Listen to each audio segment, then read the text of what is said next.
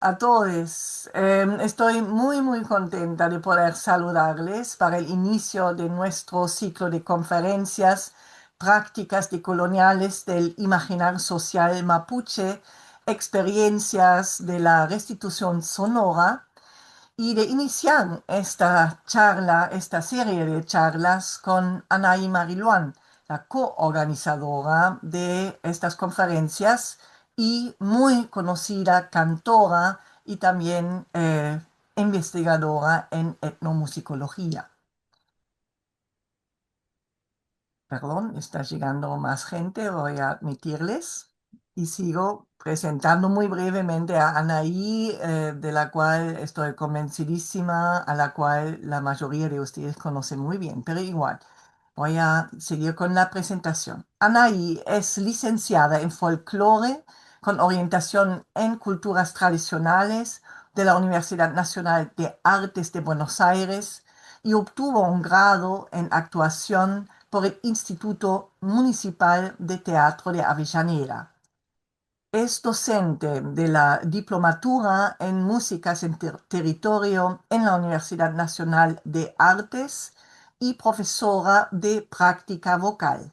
Actualmente está terminando su doctorado en antropología en la Facultad de Filosofía y Letras de la Universidad de Buenos Aires, becada por CONICET. Como la mayoría de ustedes saben, Anaí Mariluán, que pertenece al pueblo mapuche, trabaja e impulsa la restitución sonora tanto desde la práctica como desde la teoría. En tanto artista internacionalmente reconocida, que realizó varios videoclips, publicó 8 discos, 5 de los cuales en lengua mapuche, dirigió y codirigió 3 películas e hizo la banda sonora a 7 filmaciones, reconstruye y recompone los sonidos e instrumentos de Valmapu, el territorio de su pueblo, para recontextualizarlos en el presente, dar nueva escucha a las voces silenciadas y revitalizar el mapuzungún o la lengua mapuche en sus cantos. Compone su arte audiovisual y poético desde lo ausente o velado, lo destruido, invisibilizado y a la vez archivado por el Estado y sus instituciones como el museo. Desde estéticas contemporáneas da voz al mapuche kimun, a los cantos de las ancestras y a todas las lenguas de la mapu, de los pájaros, de los insectos, del viento o del agua, de todos los seres humanos y no humanos en su gran diversidad. Kisolelain, no estamos solas, dice su primer disco exclusivamente en mapuzungún de 2015. También en tanto etnomusicóloga, su trabajo se dedica a la restitución con la explícita meta de reconstruir conocimiento, sensibilidades y memorias desde el archivo colonial, discontinuar las interpretaciones ajenas o silencios impuestos y poner el análisis a la luz de la autonomía epistemológica mapuche. Su investigación involucra a universos musicales o pluriversos sonoros guardados en archivos coloniales o nacionales, poniendo en tensión las grabaciones custodiadas por las políticas históricas de archivo y leyéndolas desde un enfoque basado en el llamado giro decolonial. Revela, releva y relee entonces la memoria mapuche archivada, tergiversada o silenciada desde una perspectiva intercultural crítica que la libera de las interpretaciones occidentales para dar central cabida a la visión y visibilización del mundo mapuche y sus epistemologías propias. Como lo dice, perdón, está llegando mucha gente, estoy paralelamente tratando de admitirles a todos. Como lo dice Anaí Mariluán en su trabajo sobre el UL, el pluriverso sonoro mapuche es uno más de los territorios a recuperar. Esta recuperación importa tanto desde lo individual como desde lo colectivo. Le permite, cito a Anaí, aprender de los sonidos del pueblo al que pertenezco con la intención de desilenciar las voces que han quedado guardadas. El desilenciamiento es un derecho colectivo. Además, es fundamentalmente una herramienta política, un ejercicio de justicia. Escuchemos entonces hoy a Anaí Mariluán hablando de las experiencias de la restitución sonora del archivo a las revinculaciones afectivas. Muchísimas gracias, Anaí, por estar acá y por haber coordinado este ciclo de conferencias y por todo tu trabajo y por todo tu ser. Muchas gracias, Anaí. Y ya me callo. Bueno, Mari, saludo a todos los que nos acompañan, y también agradezco esta oportunidad, ¿no? De poner en difusión lo que investigamos, lo que sabemos, lo que tiene que ver con el mundo sonoro. Em, no puedo verles porque tengo puesta la pantalla total, entonces quiero pedirles que en esta suerte de charla, conferencia, nos animemos a participar. Tal vez las inquietudes que vayan surgiendo o los comentarios pueden ir poniéndose en el comentador y después nosotras poder traer de allí las preguntas, ¿no? Quiero contarles que estamos en conferencia también con parte de los estudiantes de la escuela SRN 45. Son 5 estudiantes que me están acompañando y que después pueden traducir esto a sus compañeros, de manera que están completamente concentrados. Entonces, para partir, preguntarles si se escucha bien.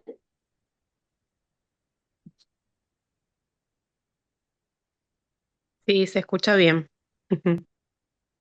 Perfecto, entonces avanzamos con estas conferencias, experiencia de la restitución sonora del archivo a las revinculaciones afectivas.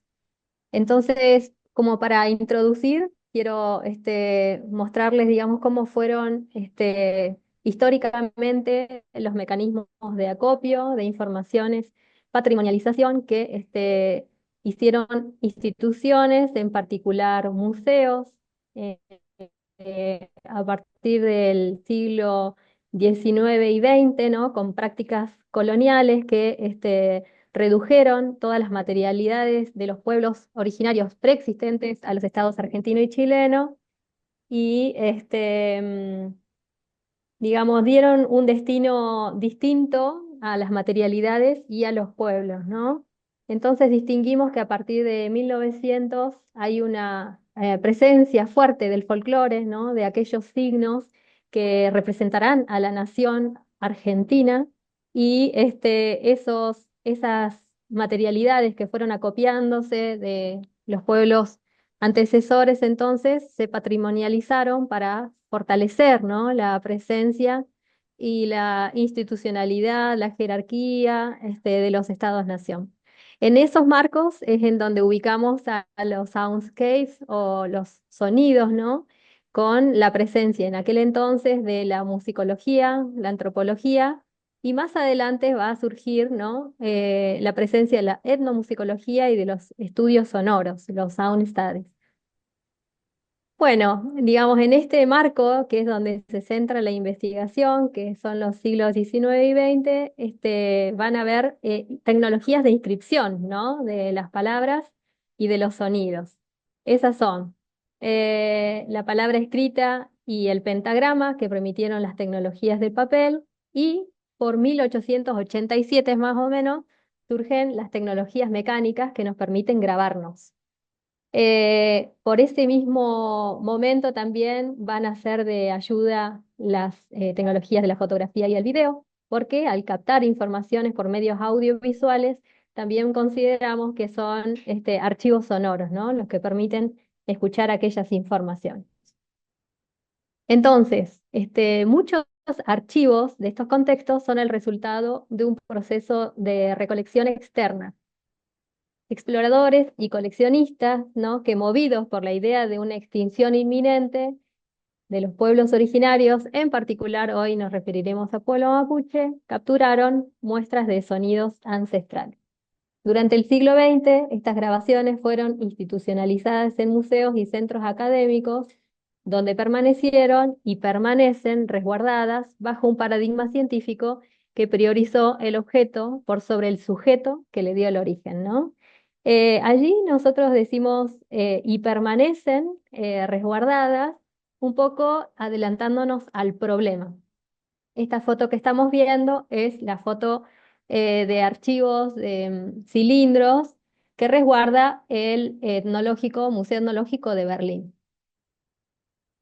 Las consecuencias del genocidio estatal contra los pueblos originarios, digamos, se manifiesta hoy en la desarticulación de su patrimonio sonoro. No quiere decir que los pueblos no hayamos seguido cantando y expresándonos, pero sí significa que, digamos, partes de aquellas instrumentalidades patrimonializadas, se encuentran hoy lejos de nosotros, ¿no? El proceso de reducción y despojo territorial no solo implicó una pérdida geográfica, sino también una fractura en la transmisión de la tradición acústica, interrumpidas por décadas de persecución y discriminación sistémica.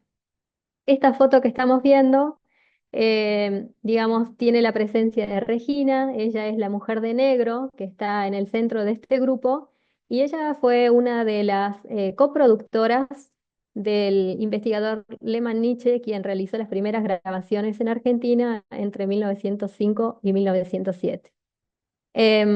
Esta foto llama la atención, en primer lugar, por ser la única en donde tenemos la presencia de Regina, quien fue compañera de Catrulaf, quien es su compañero que está al lado con un niñito, pero nos abre un panorama a cuál es el momento sonoro, ¿no? Porque allí un lamien también está portando una guitarra. Entonces, digamos, nos saca el foco de lo que se construyó icónicamente sobre los pueblos originarios, ¿no? Solamente emparentados con sus expresiones rituales y ceremoniales, cuando en realidad, digamos, había muchísimas otras expresiones acompañando. Em, el objetivo acá es reflexionar sobre la carga política que conlleva la restitución de sonidos ancestrales mediada por la circulación de archivos históricos en contextos de recuperación comunitaria, como es la foto que estamos compartiendo. Y a esta práctica la reconocemos como restitución sonora, ¿no? Que se alinea con demandas territoriales, entendiendo que el territorio sonoro es una dimensión esencial en el proceso de reparación. Como ustedes bien saben, la mayoría de los pueblos originarios sostienen demandas de restitución territorial, y en esa cantidad de cosas que se restituyen cuando uno vuelve al territorio, está de manera central lo sonoro, ¿no? Entonces, la bibliografía que se produjo desde el siglo XVI por diversos agentes, como fueron religiosos, cronistas y amateurs, lingüistas, ¿no? Filólogos que han referenciado al pueblo mapuche bajo una mirada externa y clasificatoria, como fue el positivismo, a través de descripciones de parcialidades y el uso de apelativos peyorativos, ¿no? Por lo tanto, cuando buscamos las primeras sonoridades, debemos hacerlo por el término araucano, que fue, digamos, cómo se clasificó nuestras informaciones, y, digamos, también la bibliografía remite a términos como pampa, salvaje o indiada, configurando es un relato histórico basada en identidades impuestas, ¿no? Dicen allí dos estudiosos, como son Nacusi y Del Río, y estas etiquetas no eran neutras, eran herramientas de los agentes coloniales para nombrar, fragmentar y territorializar a los grupos según los intereses de contacto y dominación de la época. Quiero decir con esto que hay una fuerte carga de violencia, ¿no? Cuando se identifica a las personas que no son, entre comillas, argentinas.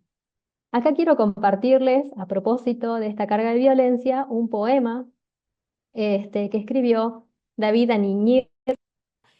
Vamos a cerrar con el poema, que lo encontraron. INE, Indio No Estandarizado.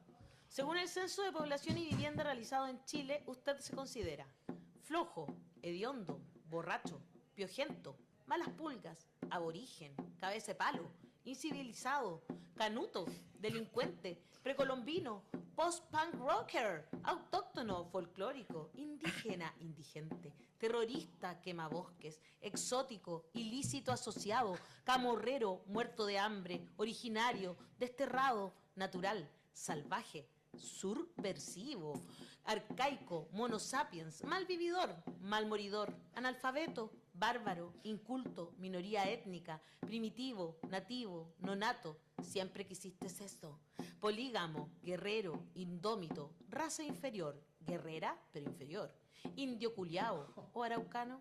Acepciones nunca consultadas a boca mapuche. ¿Qué otro descalificativo más te queda por nombrar? Racista, fotriñuque. Que te quede claro, mejórate un poco más y di mapuche. La boca te quedará ahí mismo. Vamos a... Apelar, ¿no? A esta carga de violencia con la que se designa al pueblo mapuche y, digamos, jugar con esa cantidad de adjetivos peyorativos que hasta en la actualidad representan, digamos, a un mundo que no es tal, ¿no? Mapuche, o gente de la tierra, refiere a una unidad política y cultural con un dominio territorial histórico transcordillerano, extendiéndose de mar en mar entre las actuales regiones del Biobío hasta Chiloé y las provincias de Buenos Aires hasta Santa Cruz en Argentina.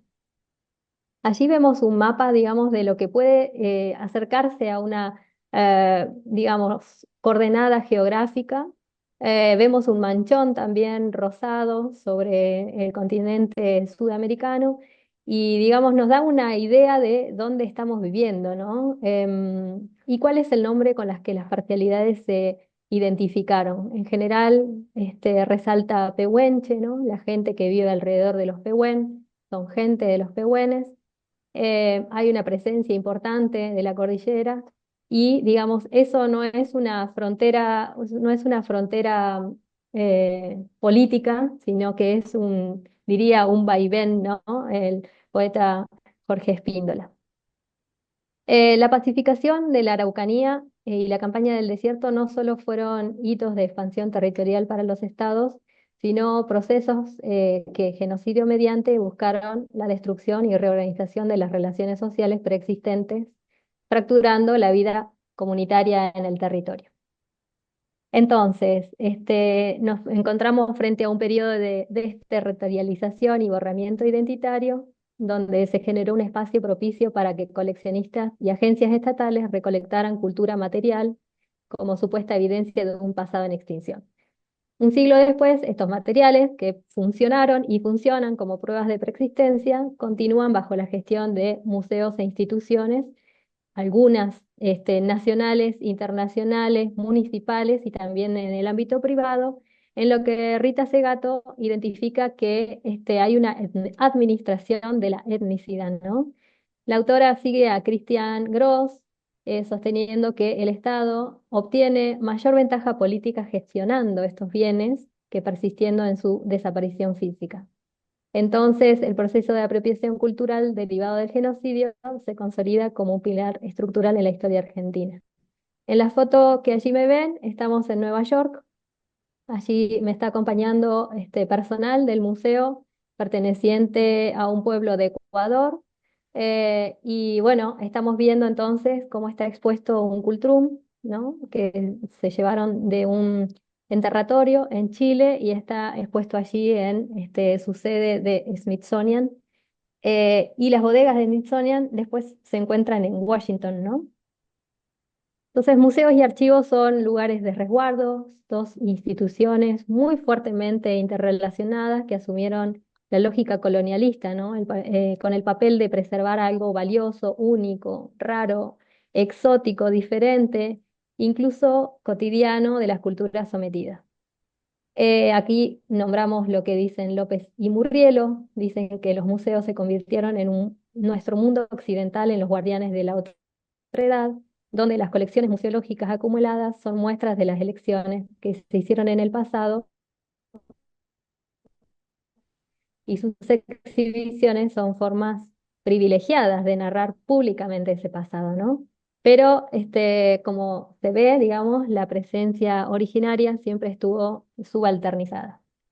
La colección de datos y en particular sonoro, que nos interesa como músicos, implica que reconocer que Argentina no desarrolló estas políticas en soledad, ¿no? Sino que emuló las trayectorias de la Constitución de Nación que se fortalecieron inspirados en procesos como principalmente en Estados Unidos, Inglaterra o Alemania. Estos centros hegemónicos fueron pioneros en acopiar piezas culturales y restos humanos de todo el planeta. Allí lo que estamos viendo es a Densmore. Ella está grabando a un jefe Nikita, está utilizando el fonógrafo, ¿no? Que fue la primera tecnología utilizada con estos fines. El fonógrafo es, digamos, una tecnología que inscribe sobre un cilindro de cera y allí el jefe Nikita está escuchándose a sí mismo, ¿no? Con distintos marcos normativos, fueron los primeros años del siglo XX lo que favorecieron la legalidad de las apropiaciones, así como el comercio de lo exótico. Allí vamos compartiendo algunos de los autores que vamos leyendo y describen estas tareas, esta política devenida del auge de los museos como grandes difusores de narrativas hegemónicas, dice Mariano Nagui, permitió que agencias estatales fomentaran la circularidad de materiales e informaciones concebidas como científicas hasta el presente. Sus exhibiciones establecen distintos guiones y estrategias discursivas que minimizan o enfatizan los objetos y sus culturas, dicen Crespo y Tosini. Allí lo que vemos entonces es la presencia del fonógrafo nuevamente en México, ¿no? Donde estas tecnologías también hicieron lo propio, y luego al gramófono, que fue otra de las tecnologías mecánicas para grabar la voz. Hacia 1905, entonces, el fonógrafo en Argentina marcó un hito en la documentación sonora. El fonógrafo grabó las primeras voces gracias a la capacidad de fijar la voz humana. Fue Robert Lehmann Nietzsche, ¿no? Bajo el auspicio del Museo Nacional de Ciencias Naturales de La Plata, dirigido entonces por Francisco Moreno, que logró registrar una serie de cantos mapuches en cilindro. Este proceso tecnológico no solo permitió la preservación de estas voces, sino que transformó el sonido en un objeto de estudio científico bajo el paradigma de la época. Las tecnologías se sucedieron con cierta rapidez, permitiendo la creación de fonotecas. Allí lo que están viendo son imágenes creadas por la inteligencia artificial, ¿no? Donde yo puse a reflexionar, ¿no? A gente mapuche frente a estas tecnologías que para el ámbito que investigo van del fonógrafo hasta el uso del cassette. Bueno, esta es una tabla en donde hay, digamos, una descripción breve, sintética, ¿no? De cómo se sucedieron estas tecnologías. Entre 1890 y 1930 tuvo aparición y auge el fonógrafo, ¿no? Que utiliza los cilindros de cera y es un registro mecánico, al igual que el gramófono, que se utilizó de 1910 a 1940 con otro tipo de inscripción. Luego aparecieron en la zona las películas con registro sonoro y el sonoro óptico como banda de sonido en fílmico.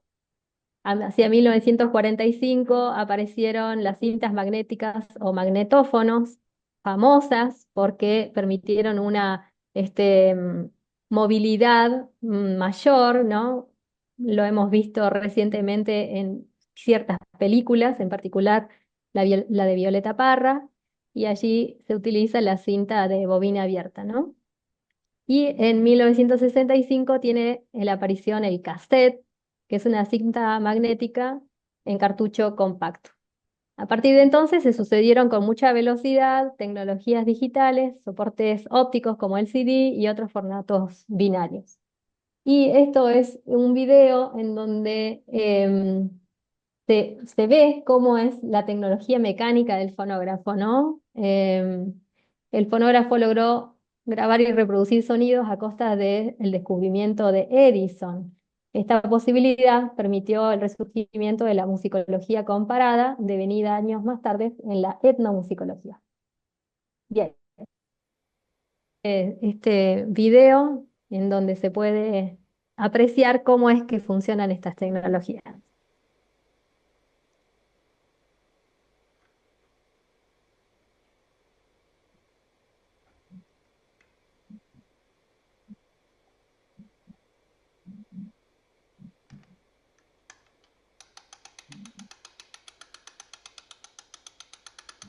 Se da cuerda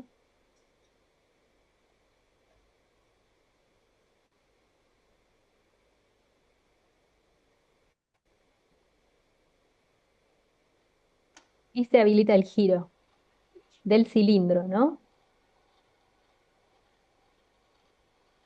6 de diciembre de 1877, 6 de diciembre de 2017, 140º aniversario del primer registro sonoro reproducible.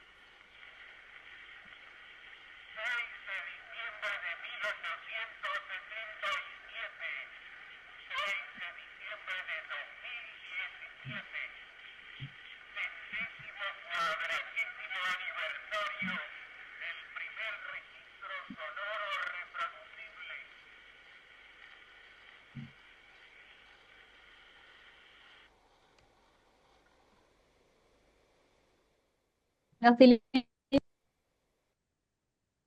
3 minutos, 5 minutos como máximo, dependía de la cantidad de cuerda que tuviera ese artefacto que era completamente pesado, ¿no? Y por eso las primeras grabaciones en Argentina se hicieron alrededor del museo, donde era fácil transportar esta tecnología y no a campo como después desarrolló la antropología, ¿no? Y otras ciencias sociales con la particularidad del cassette, ¿no? En el medio estuvieron otras tecnologías, allí conocemos en Argentina entonces grabaciones de Carlos Vegas, Isabel Aretz, y en Chile algunas que todavía no están localizados, y esto permitió la conformación de los archivos sonoros mapuche. Para aquellos que estén acompañando y escuchen esto por primera vez, nosotros decimos mapuche sin AS, vieron que puse una S roja tachada allí porque, digamos, no pluralizamos castellanamente, digamos, la palabra originaria. Entonces, allí lo que estamos viendo es un plano, digamos, que marca, digamos, a grosso modo la distancia que hay entre la permanencia de estos archivos o estas fonotecas y el lugar de origen que está marcado en amarillo. Em, entonces hay archivos sonoros localizados en Estados Unidos, en Alemania, en Argentina y Chile de manera institucional y bueno, quepan muchísimas otras grabaciones que, digamos, tienen adscripción em, personal, ¿no? O colecciones que todavía no se dieron a conocer y que seguramente están allí esperándonos. Lo que están viendo al otro costado son los cilindros que están puestos en general en cajas carbonatadas. Son unas cajas que impiden, digamos, que proliferen tipo de hongos que puedan, digamos, poner en riesgo esas informaciones que todavía se escuchan, por supuesto, pero que se encuentran digitalizadas ya a partir del año 2009, ¿no? Por el propio Museo Etnológico. Y abajo me ven con la serie de cassette que localizamos en el Instituto Antropos de la ciudad de San Agustín, en Alemania, hechas y realizadas por el sacerdote Ewald Denning. Y digamos, ese arco, digamos, es el que estamos analizando, ¿no? Y reflexionando. También me van a ver adentro de un archivo donde hay muchos instrumentos y otras materialidades del pueblo mapuche, forma la oficina, digamos, de latinoamericana que tiene el Museo Etnológico de Berlín. Entonces, esas voces que están dentro de archivos, ¿a quién pertenecen, no? ¿Qué pertenece a quién? Es la gran pregunta inspiradora de Crespo. Estas voces están ahí grabadas, están, digamos, estudios recientes reconociendo a sus autores como coproductores, ¿no? Y no como informantes.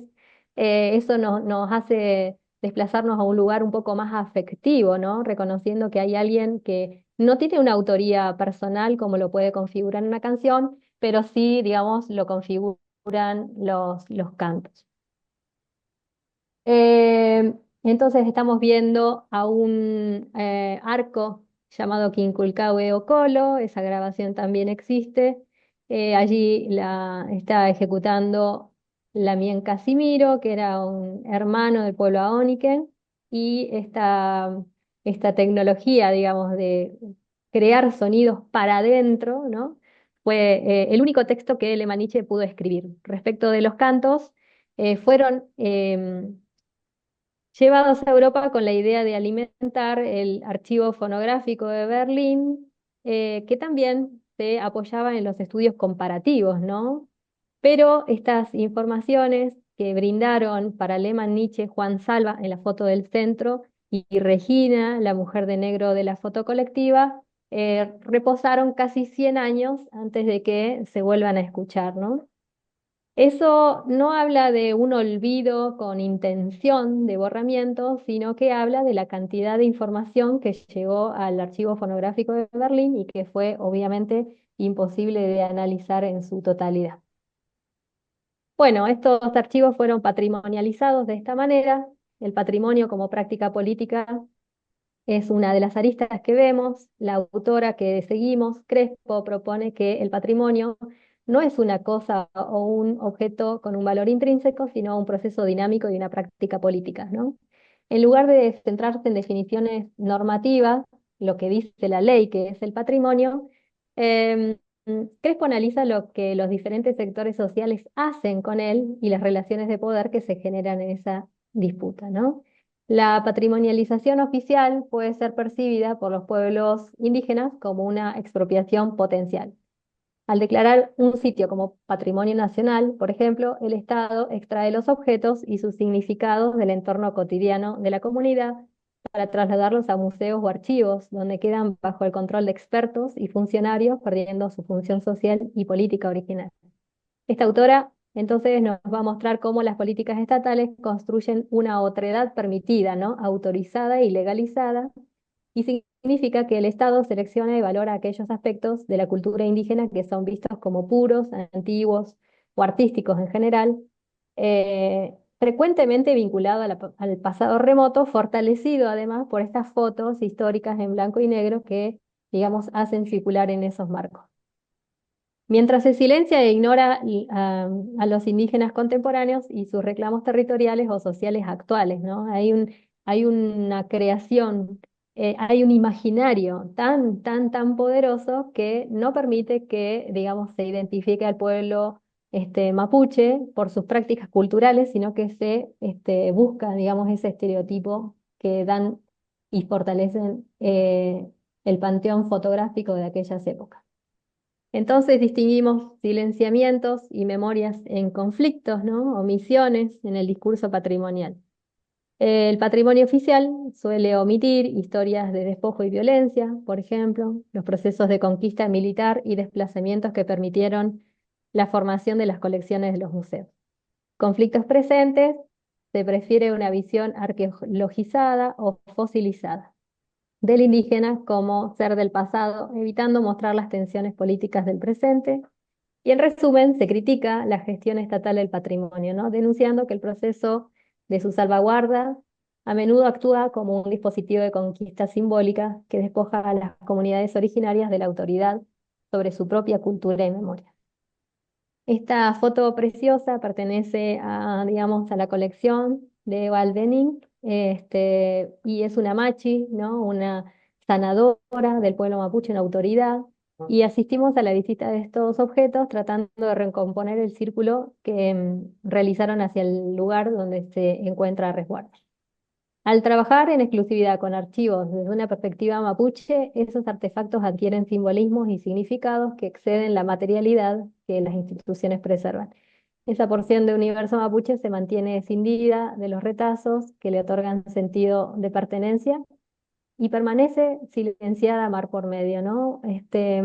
A veces cuesta enfrentar estas visitas, ¿no? Donde hay pertenencias del pueblo al que pertenecemos en una estatitud completa, eh, valoradas como información científica, pero desprendidas de, digamos, del destino que les deparó, ¿no? Que fue enterrarse con sus dueños originales.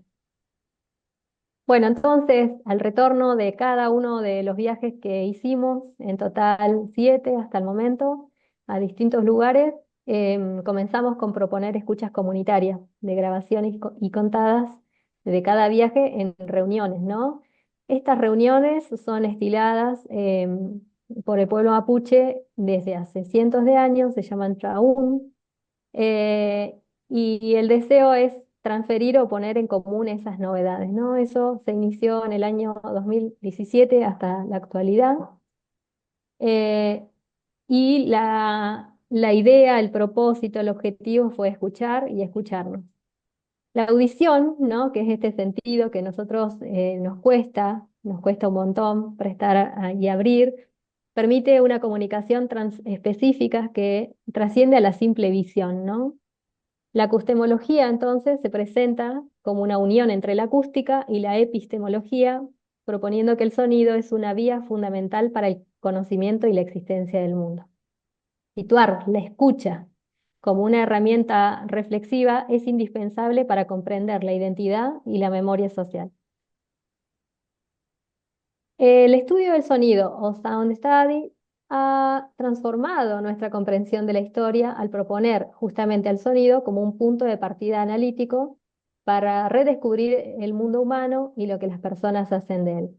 Esta disciplina no solo describe fenómenos, sino que busca ir más allá de las categorías del sentido común para revelar aspectos de la experiencia histórica que antes eran ignorados, ¿no? Hay una autora, Lidia Domínguez, que define la escucha, ¿no? A través de muchos modos de escucha, pero ella va a decir y va a interesarse sobre cómo los diversos marcos interpretativos desde los cuales se forja la percepción sonora, ¿no? ¿Quién nos educa el oído, ¿no? ¿Para quién estamos prestando atención?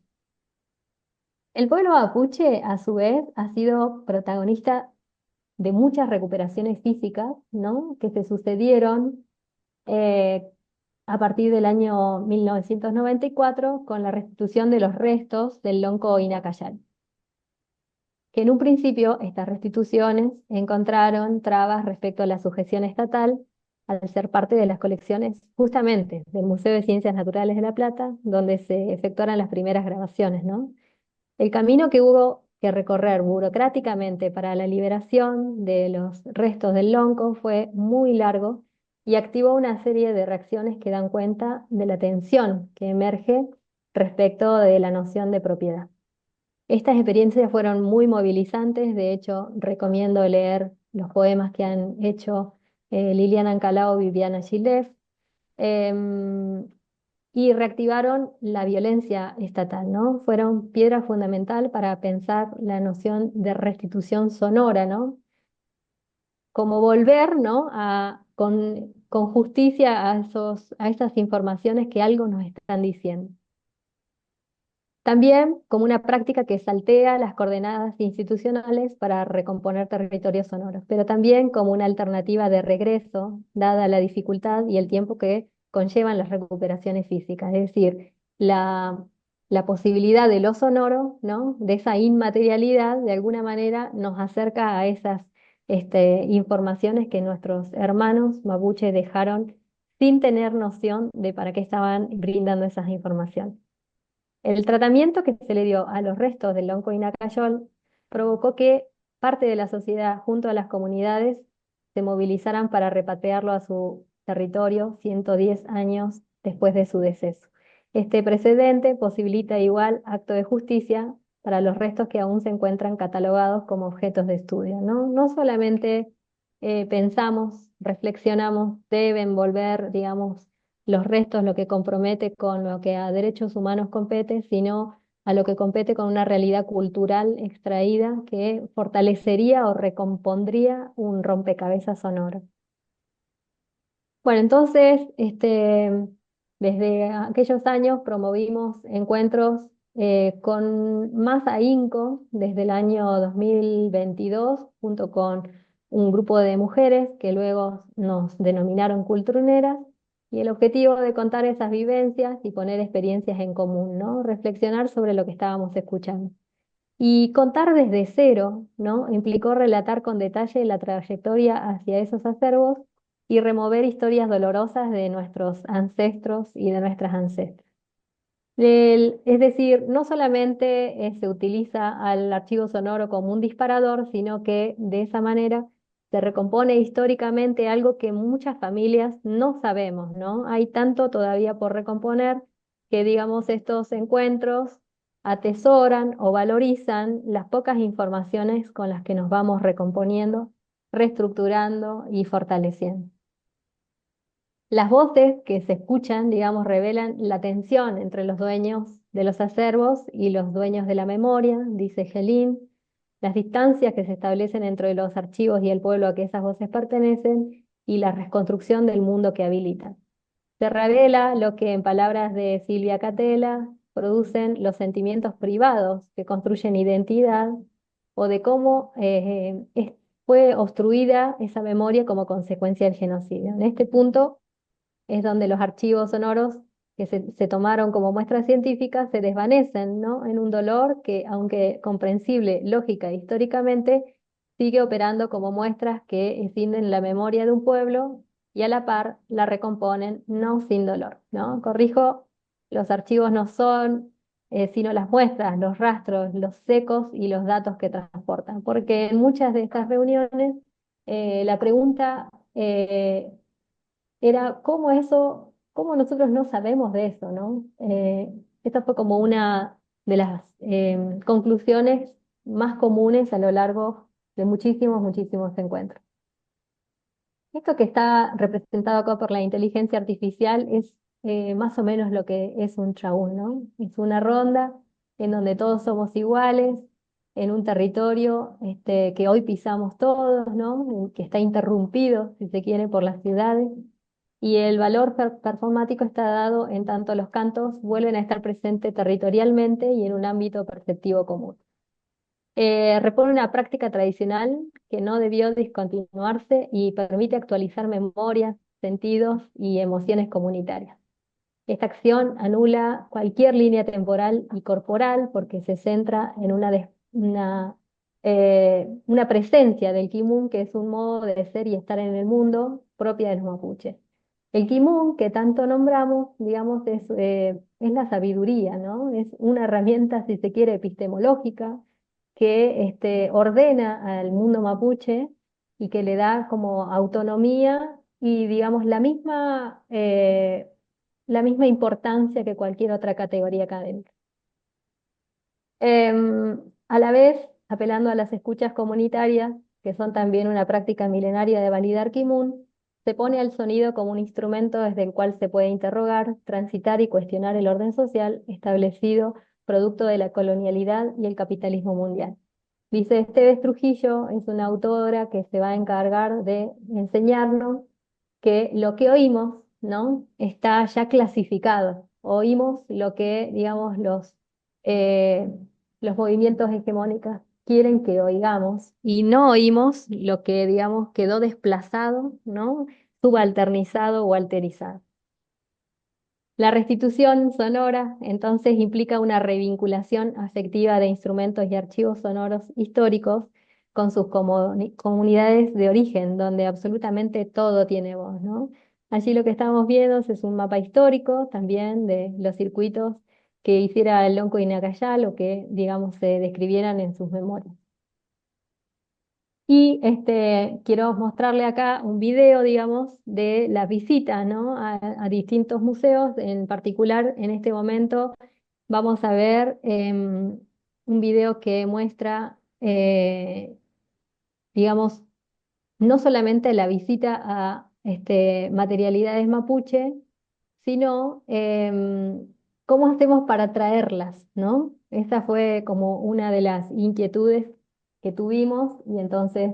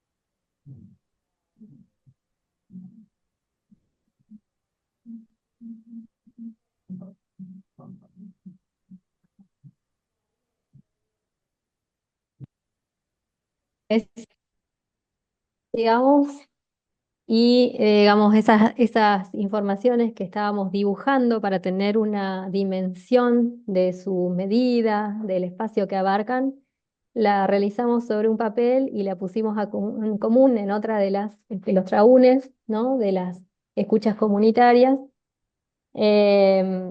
Y reflexionamos juntas, ¿no? De estas experiencias y también materialidades que reposan tan lejos de nosotros. Eh, estas reuniones em, amplifican dolores, preguntas, ¿no? Y amplifican silencios, que no es lo mismo que silenciamiento, ¿no? Se hace una pausa larga para incorporar, digamos, datos que no habíamos tenido en cuenta, que es que además de la restitución territorial también tenemos pendiente otras culturales y entre ellas las escuchas, ¿no? Las voces, muchos cantos, muchos consejos y muchas denuncias, ¿no? que tienen estas grabaciones. Entonces, denominamos restitución sonora a esa revinculación afectiva, ¿no? Porque no la podemos recibir de otra manera, em, que sí activa violencias institucionales, pero que también propone una relectura, ¿no? Y un diálogo distinto con estos acervos hasta, ¿no? Que nos den ganas de pedir su restitución. Bueno, hasta acá compartido lo que tiene que ver con la restitución sonora y entonces eh, allí los escucho como para enriquecer esta conferencia.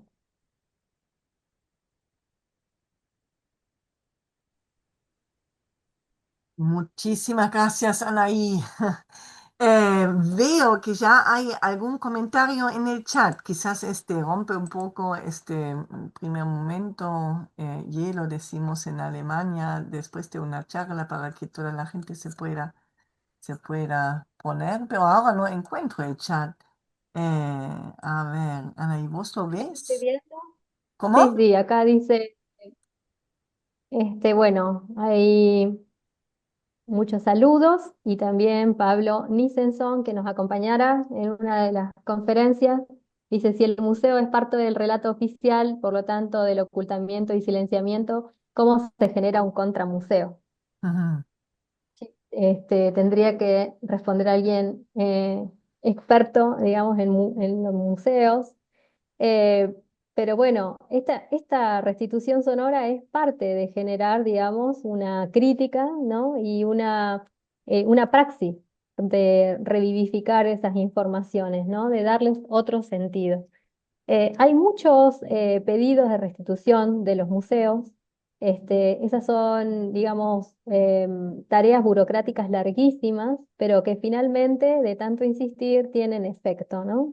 Un caso emblemático para nuestro pueblo fue la restitución de los restos de Ina Cayal y Margarita Feyel, otro Pachún, como es su verdadero nombre. También se les restituye su verdadera identidad, ¿no? Y de eso poco se trata, porque también no da la correlación de fuerza para enfrentar desde espacios autónomos a instituciones estatales, ¿no? Eh, pero es buena la pregunta, porque es amplia y es filosófica también en algún punto. Cristian dice apasionante el tema y excelente la presentación. Gracias, gracias, Cristian. Em, bueno, muchos agradecimientos y podría compartir un contacto donde ubicarte. Sí, por supuesto. Como ustedes saben y como presentó Claudia Hammerschmidt, yo soy cantora principalmente, ¿no? Tengo mi afecto por, digamos, la investigación, pero antes que nada soy mapuche y soy cantora, entonces pueden ubicarme por las redes y también hay una página que lleva mi nombre y que tiene estas informaciones y otras que hacemos en relación al arte. Em, Javier dice, tengo una pregunta, pero no la vemos. Sí, pero tiene la mano levantada, así que adelante, Javi. Sí, bueno, hola Anaí, hola Claudia y hola a todos. Primero felicitarte Anaí por todos los años que no te había visto y toda esta evolución. Ahora arqueóloga. Dos cosas que me debe un artículo para la revista Neuma y también que en Osorno hay una radio que se llama La Voz de la Costa y tiene grabaciones de Tragún muy antiguos de los años 70, 80 y están en formato magnético y nadie la ha estudiado en Osorno. Comunidad de Lafkenche de San Juan de la Costa. Gracias, Javi. Allí la pregunta es, claro, nadie las ha repuesto, ¿no? Antes que estudiado, porque ustedes distinguirán que en los estudios sonoros hay muchas acciones que revinculan los sonidos con sus pueblos de origen, ¿no?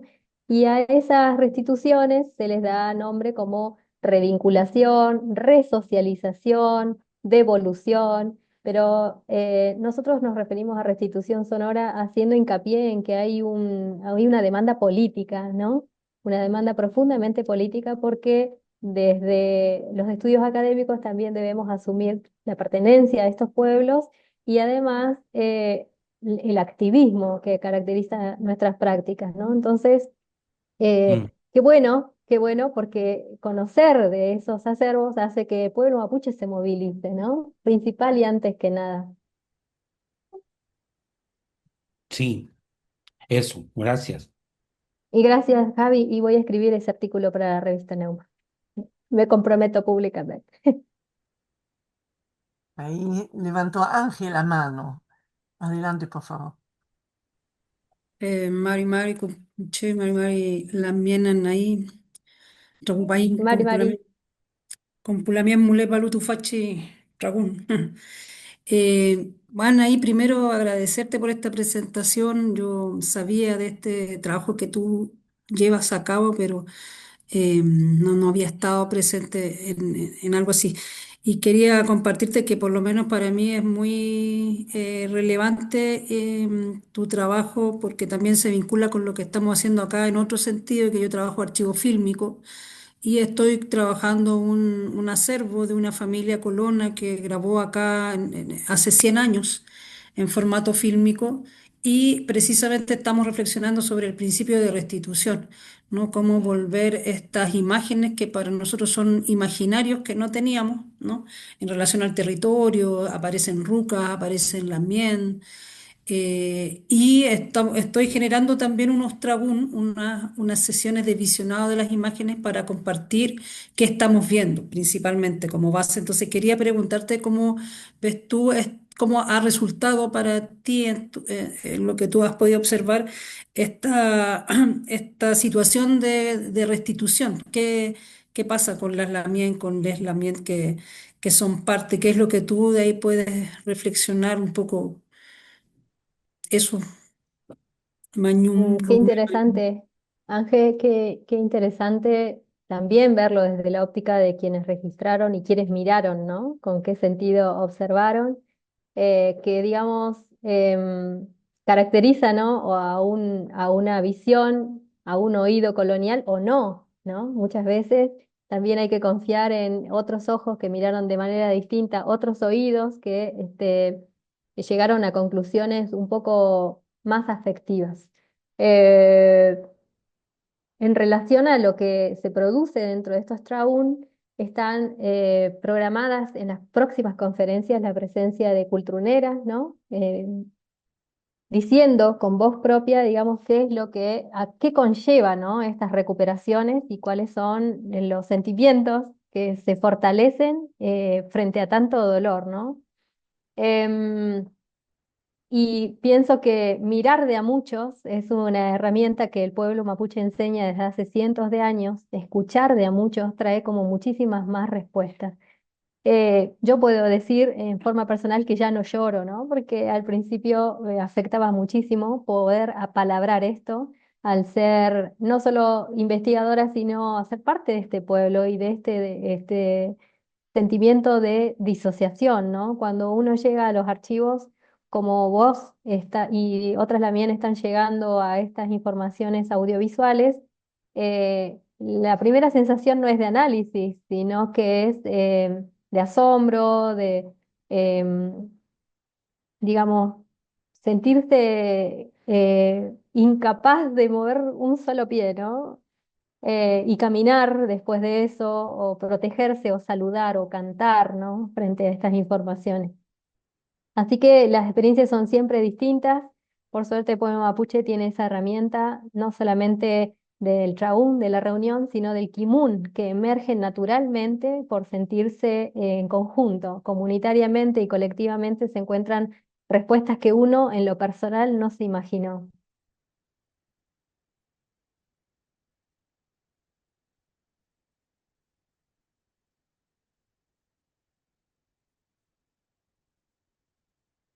Quiero contar además que me encuentro acompañada de 5 de mis estudiantes.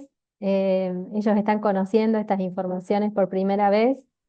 Así que hay algunas inquietudes también aquí, les vamos a dar lugar. Saludos.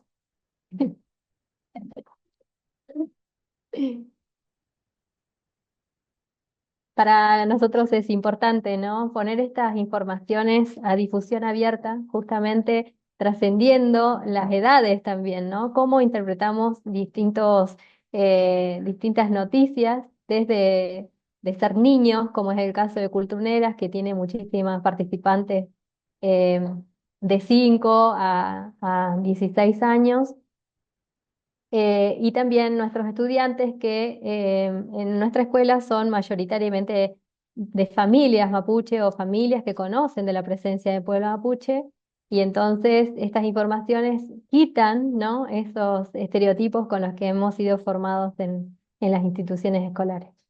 Entonces la pregunta es, ¿cuál era la pregunta? Ah, no querían saludar, simplemente querían saludar. Interesé saber qué eran las cosas que tocaban en los museos. ¿Qué eran qué? Claro, me pregunta qué era lo que estaba dentro de los museos, ¿no? Que dentro de las vitrinas de los museos hay muchísimas materialidades, pero muchísimas, no es posible mirar y absorber todo eso. Hay cultrunes principalmente, que fueron los que yo visité, y hay, digamos, también ese arco sonoro, el Quinculcahue, que fue el que calcamos. También hay interminable cantidad de platería, muchísimos macunes, que son los ponchos, y también un dato interesante es que estas materialidades viajaban y viajan en la actualidad entre distintos museos. Hay préstamos, ¿no?, que hace que estas materialidades migren de país a país y que tengamos que encontrar un cultrún en un lugar insólito, por ejemplo, ¿no?, participando de una curaduría. Entonces, estas materialidades a veces saltean el efecto de estar estáticas y, digamos, conocen otros países sin que el pueblo mapuche tenga noticia de eso. ¿Resuelto? Sí.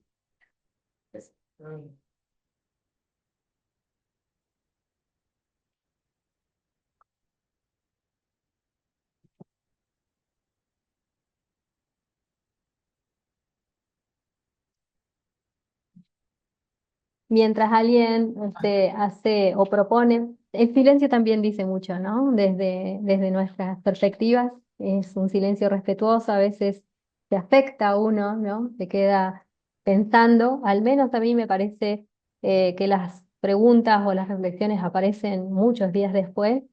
Quiero contarles que en las próximas semanas estaremos invitando a estas conferencias y a poner en estado pública, digamos, las informaciones, las conclusiones a las que va llegando en materia artística, en materia académica y también en materia activista.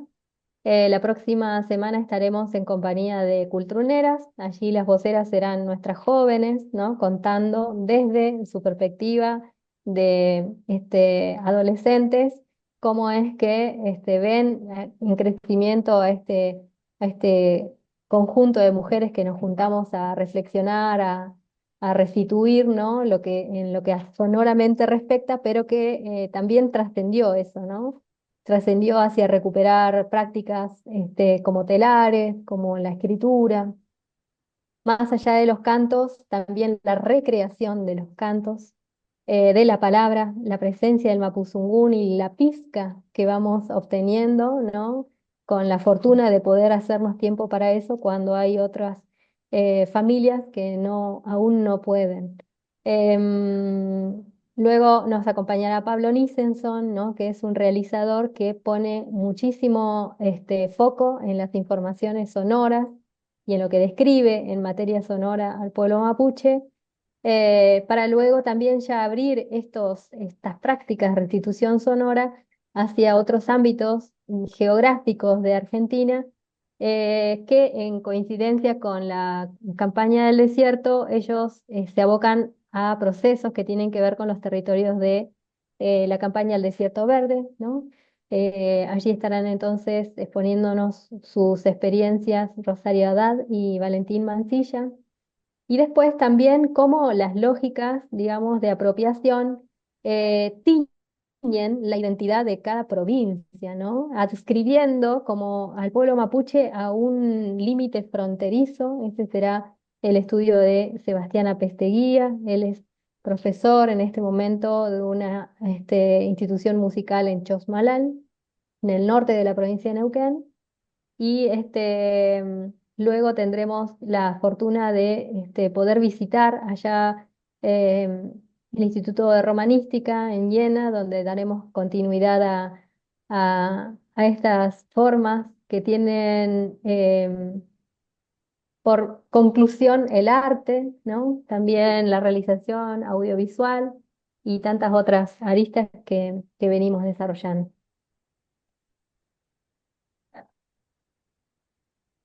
Hay una pregunta, Anaí, de Fernanda. Adelante, por favor. A ver, llegué a... No la veo. Mari ¿Me la podés? Mari, la miran ahí. Mari Mari Vale, vale. Compuche, Incheta Fernanda Centeno Piñén, y tuvo un curaragüe mapumun, un lumapuple. Primero agradecer como este espacio abierto y tener acceso a esta información, igual que no es común de ver ni de escuchar, a no ser de que uno se introduzca mucho como en este estudio, ¿no? Ñaña ahí sabe que me surgía una duda, ¿hacia dónde, de en qué lugares usted o en general se pueden encontrar registros como más ocultos? Imaginaba como en museos, pero también pensaba en la iglesia, quizá. Un Lamien ahí hablaba de radios también, como que tienen obviamente más contacto con este mundo. Pero eso me estaba preguntando, ¿en las iglesias también habrá de esto? Me imagino por ahí, quizás en la iglesia católica, tal vez más. ¿Cómo ha sido esa experiencia? Bueno, muchas gracias, Fernanda. Em, sí, principalmente muchas de las informaciones em, primeras, a mí me cuesta decir primero porque implica lo último, ¿no? Pero sí de lo que más temprano se recogió, tiene que ver con el trabajo que realizaron distintas misiones religiosas, ¿no? Entonces, digamos, en Chile las informaciones tuvieron que ver con los jesuitas, ¿no? Allí hay muchísimos libros escritos, casi siempre relacionando la presencia, la palabra y los cantos del pueblo mapuche con oraciones, ¿no? Con esa idea de mezclar los mundos, de creer que existe un solo Dios, ¿no? Y uno de los archivos que fue los que yo visité, que tiene cassette, está realizado por un sacerdote, miembro de la Orden del Verbo Divino, ¿no? Ellos tienen una fundación en donde albergaban culturas de todo el mundo y entre esos también del pueblo mapuche. Allí hay cassette, ¿no? Y la novedad es que desde 1905 hasta 1980 el interés siempre fue por los cantos de Machi, ¿no? Entendían que era una autoridad religiosa que estaba a la altura de cualquier religioso, ¿no? Entonces trataban de interpretar esos cantos eh, como en un equilibrio, ¿no? Jerárquico entre investigador y autoridad religiosa mapuche. Eh, Hasta la actualidad hay mucha intriga sobre los cantos de las machi, ¿no? Que son cantos de sanación como cantos de poder. Esa idea de poder hace que se centre el interés en este tipo de repertorio. Así que nosotras con Culturneras también estamos armando un archivo autónomo, ¿no? Allí podemos en un par de meses ya poder colgar, digamos, parte de lo que nosotras vamos reflexionando, concluyendo y también entendiendo que debe conocer el resto del pueblo mapuche. Así que con mucha suerte, en un par de meses podemos dar esta noticia, ¿no? Rumén Mañum Lamien, harto acusado por hacer. Eso, muchas gracias por su respuesta, me queda clarísimo. Tanto más, Fernanda.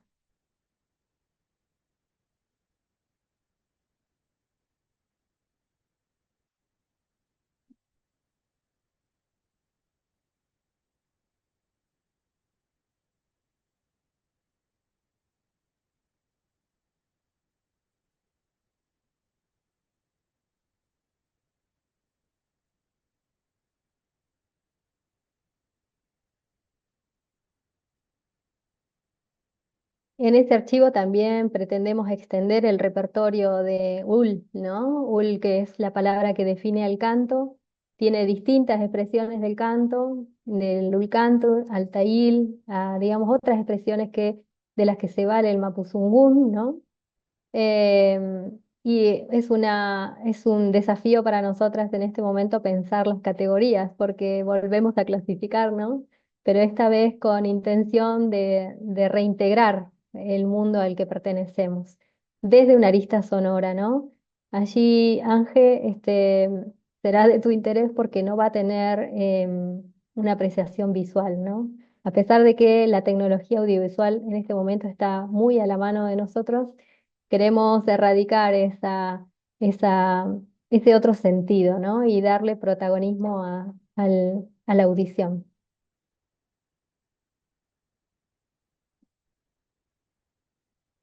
Sí, no sé si se puede hacer una última pregunta. Claro. Sí, respecto de este concepto de restitución, que es muy interesante y que tiene toda esta mirada de colonial que tú le das, o quizá mucho más allá, ¿no? Epistemológicamente, propiamente mapuche, ¿existirá también ese concepto aplicado a estudios literarios que vayan más allá de la poesía o de la historia? Eh, Pensando un poco lo que hace Adrián, pero como en las novelas, por ejemplo.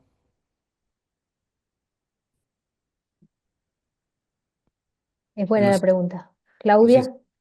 si tú sabes algo de ese ejercicio, pero en otro tipo de registro, como por ejemplo la brujería chilota o ese tipo de registro.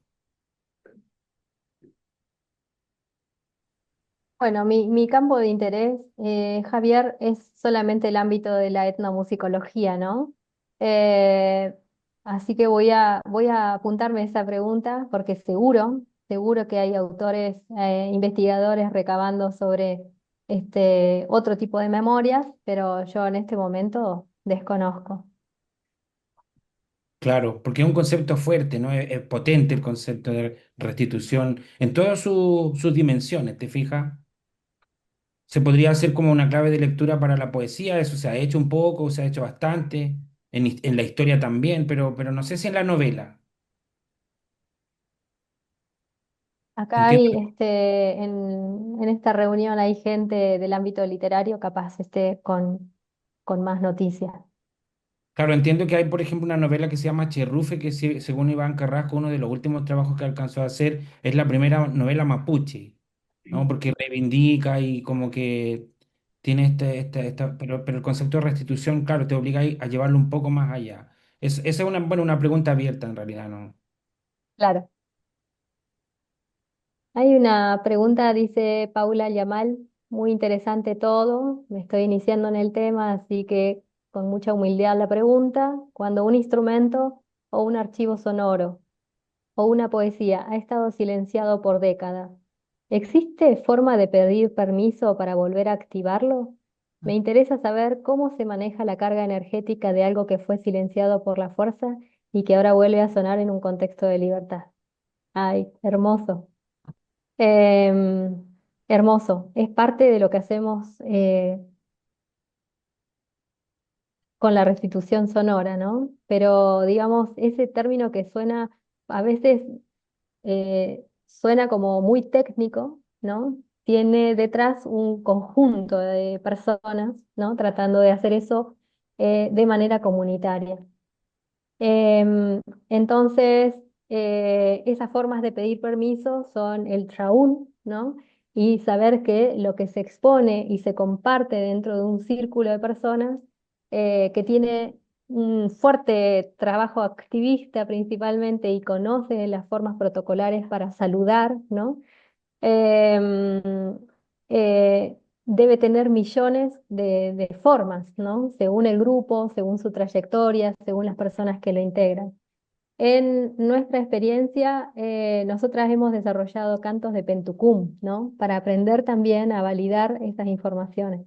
Por ejemplo, un canto de presentación y nosotras hemos realizado nuestros propios cantos de presentación de manera de hermanarnos con esa misma información, ¿no? y saber que la persona que ofreció ese canto, esté donde esté, se encuentra acompañada. Em, Allí saluda a Matías, en todo el estudio, dice sobre todo la ardua tarea de rescatar la oralidad y la memoria, y es un trabajo bello para entender a nuestros antepasados. Claro, ahí está, ¿no? Saber que nuestros antepasados, nuestros queridos ancestros que ya no están muertos, ¿no? La idea de muertos no se apareja con la idea de antepasados. Nuestros antepasados están presentes, están detrás de nuestros ojos, nuestros miles de ancestras están allí acompañándonos, y entonces nos apoyamos mucho en la espiritualidad del pueblo mapuche para, digamos, sacar alguna de las conclusiones, ¿no? Por eso parte del trabajo que desarrollo, que es de investigación, ¿sí? Se apoya en la epistemología mapuche detrás del valor de la sabiduría ancestral que se llama Kimun, y que se valida en los traunes, ¿no? Solamente de manera colectiva, en reunión, en donde la palabra circula de manera horizontal. Dice Fernanda que hay un autor que se llama Gustavo Llanca, tiene un libro que se llama El Vado de la Noche. Es una novela mapuche de los años 70 u 80, que igual tiene una mirada descolonial. Habla harto de los colonos y el alcoholismo. Eh, Ahí te responde Javi, claro. Qué interesante, ¿no? La presencia también de distintas formas de mirar la presencia del alcohol, que en un principio no fueron las bebidas fermentadas con la graduación de la actualidad, sino que fueron bebidas un poco menos fuertes que obraban de manera ceremonial para que uno pudiera liberar la palabra frente a un público. Después, digamos, esa herramienta se volvió una herramienta colonial para someter a las poblaciones a una adicción, ¿no? Desde donde las palabras ya no cobraron el mismo sentido. Pero qué interesante. Ahí para compartir entonces la novela El Vado de la Noche. Vanessa Gallardo Yancaqueo dice, la tesis de maestría de Viviana Gilet realiza un análisis de obras narrativas de autores mapuche contemporáneos. Sí, esa tesis la conoces, ¿no, Javier? Es una tesis de maestría que se defendió hace unos 2 años. Y Sí, me ahí te parece que está pone donde estudia Champurria Javier de de Javier Javier Milanca. Sí. Milanca, sí. Pablo Nichenson dice, ¿existe documentación de lo que llevas haciendo? Bueno, la manera de documentar estos procesos es a través de artículos. Esos están todos colgados en mi página, anahimariluan.com.ar, porque además están colgados en 3 materiales didácticos, ¿no? Y otras formas y expresiones del arte, como son los cantos, para ayudarnos a comprender el territorio que habitamos.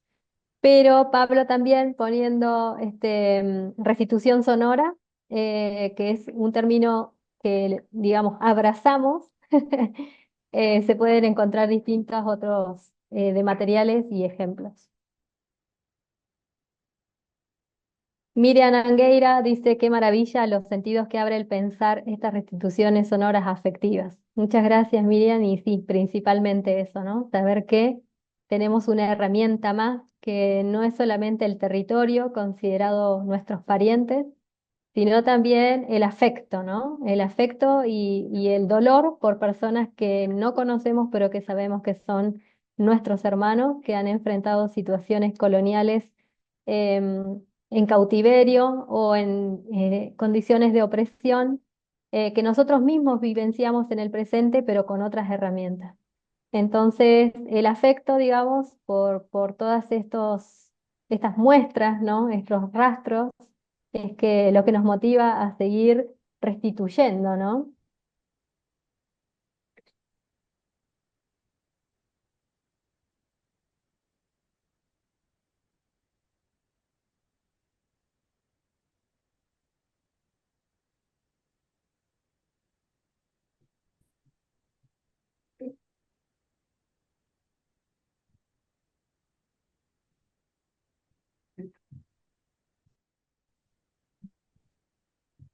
Bueno, se levantan muchas manos que están haciendo aplauso. Eso siempre es el problema en lo virtual, que no los escuchamos.